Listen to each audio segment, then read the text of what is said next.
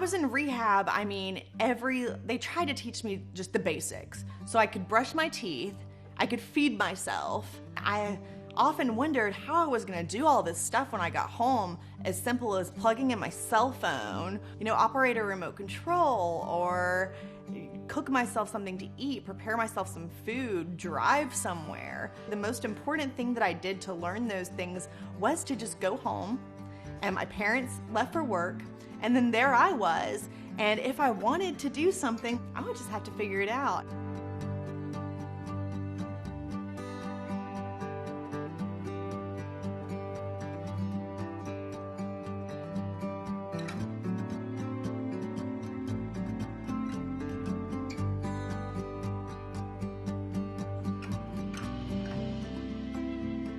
I think like a lot of women that find themselves in the hospital, for me, putting on makeup was one of the first things that I talked about with my occupational therapist. I was all pale, my roots were coming through, so I wanted to, look pretty.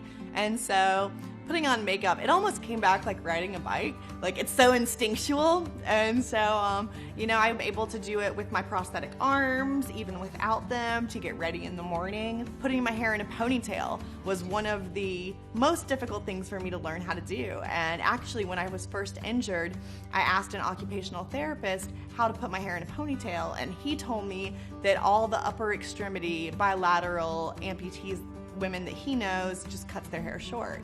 But to me, that wasn't an answer. So I vowed on that day to learn how to do a ponytail, not just for me, but for all the other bilateral upper extremity amputee females that are out there who wanted to know how to do this. So it's been a really amazing journey, and I've really learned the power of that determination and the power of perseverance, that if you want something badly enough, you gotta just keep trying, and you gotta just not give up. And if you really, really, really want it, one day, it may be, 50 years from now, but one day you'll figure it out.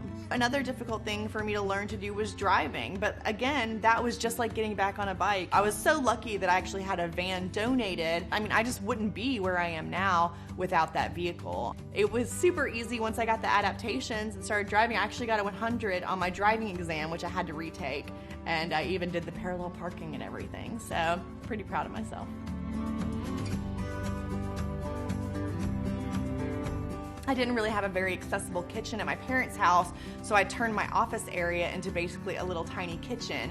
And now I've moved out and I have a whole accessible kitchen that I can use, and I cook probably 4 nights a week. I have an adaptive cutting board that helps me to cook. Most of my stuff is just out because I can't really be digging through drawers and cabinets to get to things. So my pots, my pans, my mixing bowls, and I just utilize gadgets to the utmost so that I'm able to cook everything that I love. I'm a huge foodie. I also made one of my rooms into my little workout area, which I use every day, whether it's walking on the treadmill with my prosthetic leg on, or getting down the mat doing exercises. It's very important for me to keep up the core strength, especially with a lot of the goals I have. I want to get back to walking independently, to hiking, to doing some of the activities I liked, biking. So I have to stay in really good shape because I'm in a wheelchair, so I'm not moving around as much as the typical person.